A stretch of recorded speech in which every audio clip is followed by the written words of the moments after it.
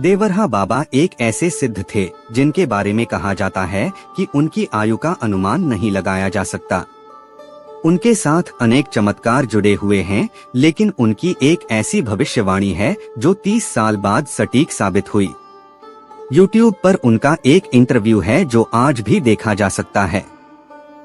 UP में अनेक महान सिद्ध संत हुए हैं। कुछ लोग उनकी आयु 900 साल बताते थे, कुछ 500 और कुछ 250 साल।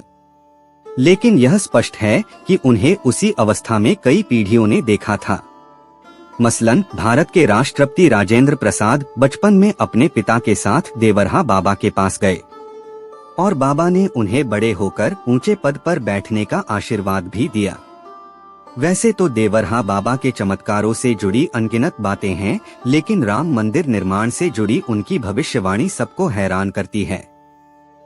देवरहा बाबा का देहांत जून 1990 में हुआ।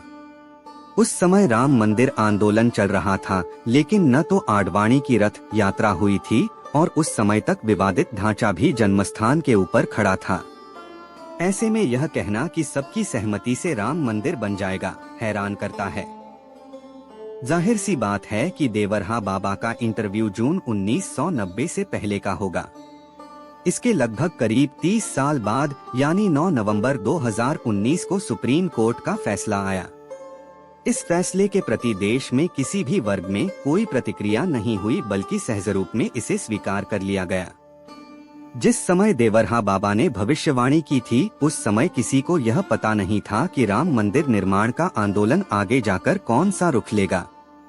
फिर इसका परिणाम क्या होगा, इस बारे में तो कोई आसानी से अनुमान भी नहीं लगा सकता था।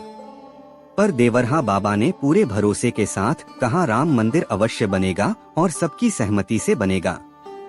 2019 में जब सुप्रीम कोर्ट ने फैसला दिया, उसका सभी ने सम्मान किया। एक किस्म की आम सहमति दिखाई दी भारतीय समाज में, जिसका जिक्र देवरहा बाबा ने एक इंटरव्यू में किया था। कहा जाता है कि देवरहा बाबा के पास भविष्य को देखने की क्षमता थी। उनमें आस्था रखने वाले मानते हैं कि हिमालय में स्थित एक गुप्त सिद्ध आश्रम ज्ञानगंज के योगियों से देवरहा बाबा संपर्क में रहते थे। ज्ञानगंज के इन योगियों का एक सिद्ध मंडल है जो भारत और दुनिया के भविष्य को लेकर सतत सजग रहता है। ज्ञानगंज के बारे में यह भी माना जाता है कि शीत युद्ध जब अपने चरम पर था, उस समय कई बार रूस और अमेरिका एक दूसरे पर परमाणु हमला करने के अंतिम चरण में थे। लेकिन इसी सिद्ध मंडल ने धरती को महाविनाश से रोकने के लिए आसन्न युद्ध को टाल दिया। कहा जाता है कि ये सिद्ध ऋषिमुनि मानव सभ्यता को केवल दिशा देते हैं, उसमें प्रत्यक्ष रूप से हस्तक्षेप नहीं करते। इन्हीं सिद्ध ऋषिमुनियों की ओर से देवरहा बाबा को संकेत मिला था कि अयोध्या में जन्मे भगवान राम का मंदिर जन्मस्थान पर ही बनेगा। अयोध्या में राम मंदिर के निर्माण में इसी उद्देश्य की पूर्ति के लिए देवरहा बाबा ने अपनी तरफ से प्रयास भी किए। आज उनके देहांत के 30 साल बाद जब उनकी बातें शब्दश सही साबित हुई, तो लगता है कि राम मंदिर निर्माण को लेकर वह क्यों इतने विश्वास से भरे हुए थे। दूसरी बात यह है कि उनके उस इंटरव्यू में कहीं भी कटुता नहीं दिखाई दी।